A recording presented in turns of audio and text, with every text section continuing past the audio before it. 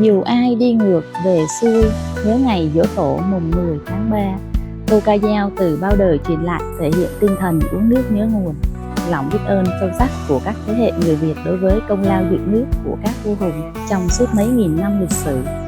Và hàng năm, cứ tới ngày 10 tháng 3 âm lịch, dù cuộc sống có bận rộn, dù có ở bất cứ nơi nào đi chăng nữa, thì mọi người con đất Việt luôn hướng về cội nguồn dân tộc, và ngày này gọi là ngày giỗ tổ Hùng Vương.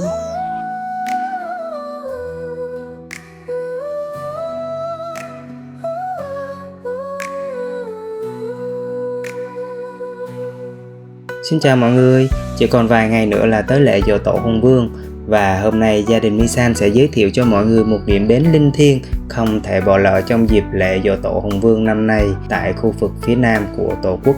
Đó là đền tưởng niệm các vua hùng thành phố Hồ Chí Minh. Đền tưởng niệm các vua hùng tọa lạc trên một ngọn đồi cao hơn 20 m thuộc công viên lịch sử văn hóa dân tộc quận 9 với diện tích rộng hơn 400 hecta và nằm cách trung tâm thành phố Hồ Chí Minh khoảng 30 km. Đây là một công trình văn hóa tâm linh nổi bật của khu vực Nam Bộ, là một điểm đến đầy ý nghĩa lịch sử và văn hóa, nhắc nhở mỗi người con đất Việt về lòng tự hào và trách nhiệm đối với cội nguồn dân tộc.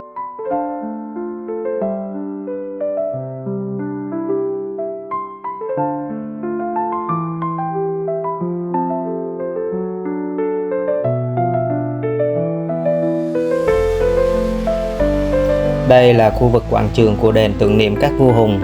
Quảng trường rộng tới 4.000 m² và trên nền thiết kế hình mặt trời mô phỏng hoa văn trên mặt trống đồng Đông Sơn. Ở hai bên quảng trường thì chúng ta có thể thấy mỗi bên có 9 cột đá tượng trưng cho 18 đời vua hùng. Các cột đá này cao 6 m, mỗi cột như biểu tượng của sự vinh cửu, mang ý nghĩa là những trụ cột của dân tộc từ buổi sơ khai dựng nước.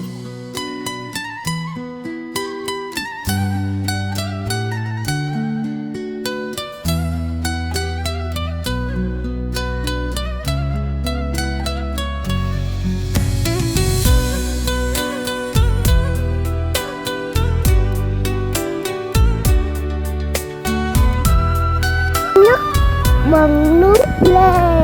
Lên được không? Được, và con phải nhấc bừng nước lên. Lên.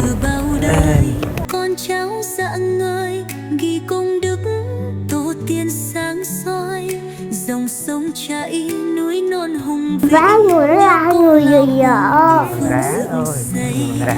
Ngọn lửa thiêng bừng lên trong tim. Chạy trong đây có bằng thịt, cái này có bằng giờ bộ. 10 tháng 3 vọng vang câu ca, nhớ về nguồn một lòng sắc son. Về đền hùng nơi đây linh thiêng, hồn dân tộc vang mãi ngàn ngàn năm. Cột đá vững chãi trong đông ngân vang, nước non này mãi mãi trường tồn. Hàng tre xanh soi bóng quê hương, bậc thang dẫn lối bao đời, dâng nén hương thành tâm ghi nhớ cội nguồn ta sang mãi muôn đời. Chim lạc bay giữa trời cao, nhắn nhủ con cháu mai sau, hãy giữ gìn quê hương Chùa. cùng dựng xây nước Việt. Mấy mẹ con đi cẩn thận nha. Khi nào mà mỏi chân thì nói ba nha. Nhưng mà không một bậc cuối đâu. Chạy lên. Còn nữa. Không.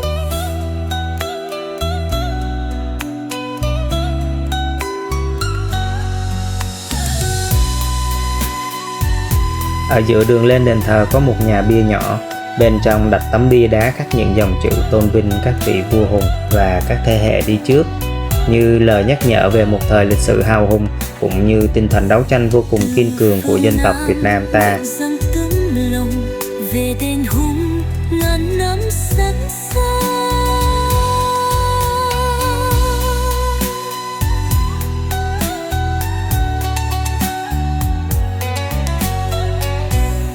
Con đường dẫn lên đền thờ với tổng cộng 107 bậc thang cùng hàng tre xanh tỏa bóng mát hai bên gợi nhớ hình ảnh làng quê Việt Nam. Hàng tre này dài 360 m, rộng 10 m uốn quanh theo triền đồi, tạo nên không gian rất là xanh mát và yên bình. Hàng tre xanh soi bóng quê hương, bậc thang dẫn lối bao đơn đong, dâng nén hương thành tâm ghi nhớ cội nguồn. Khu tưởng niệm các vua hùng được xây dựng vào năm 2009 với diện tích trên 59.000 m² và công trình đền tưởng niệm các vua hùng này được xây dựng trên một đỉnh đồi cao 21 m so với mặt nước biển.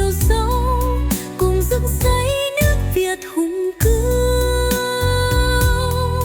cùng dựng xây nước Việt hùng cường. Từ phương Nam nguyên sông tấm lòng về Điền Hùng, ngàn năm sắc son. Tầng trệt của ngôi đền có không gian rộng lớn, thường được dùng cho các hoạt động văn nghệ giải trí và cũng là nơi nghỉ chân cho người dân thăm viếng đền. Nơi đây được xây dựng chủ yếu bằng đá, điểm nổi bật là mỗi hàng hiên có tổng cộng 15 cột trong mỗi hàng, tượng trưng cho 15 bộ lạc tạo nên nước Văn Lang. Bây giờ gia đình mình sẽ lên các bậc thang này để vào bên trong đền nha.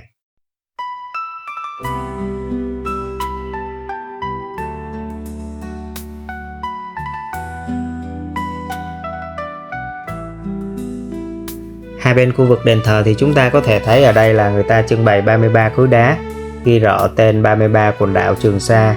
Cái này là do Bộ Tư lệnh Hải quân Việt Nam trao tặng cho đền thờ. Những khối đá này như nhắc nhở chúng ta về lòng tự hào dân tộc cũng như là trách nhiệm bảo vệ chủ quyền và lãnh thổ của dân tộc.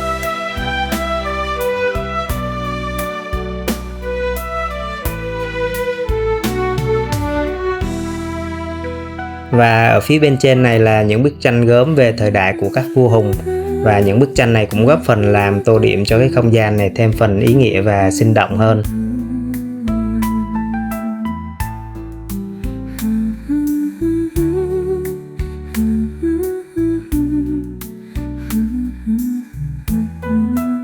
Ở khu vực đền thờ thì mình chỉ được quay phim chụp hình ở hai bên này thôi nha.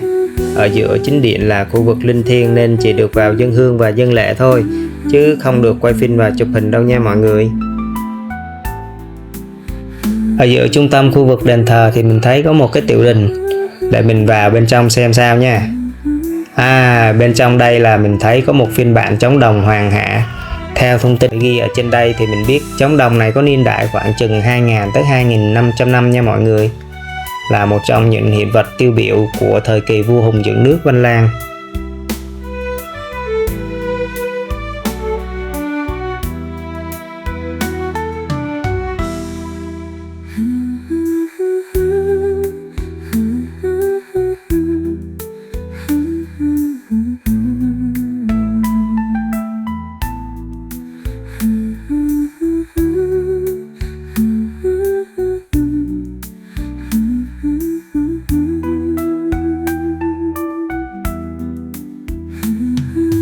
Phía bên trên tầng thượng này chính là sân vọng nè. Bây giờ mình sẽ lên trên sân vọng này xem bên trên đây có những cái gì nha.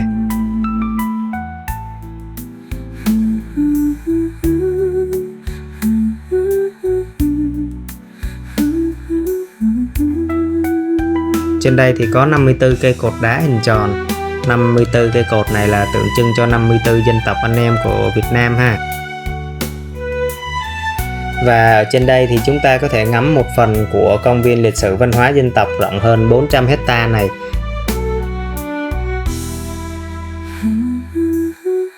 Sân vọng này thì nằm ở trên tầng thượng với thiết kế vuông tròn tượng trưng cho trời và đất. Tức là cái nền sân vọng này là hình vuông tượng trưng cho mặt đất. Và ở giữa có một cái giếng trời hình tròn tượng trưng cho bầu trời. Các bạn có thấy ở phía kia nổi lên một cái mái đình không? Đó chính là tiểu đình lúc nãy mà mình quay á. Bên trong có đặt một phiên bản trống đồng Hoàng Hạ đó.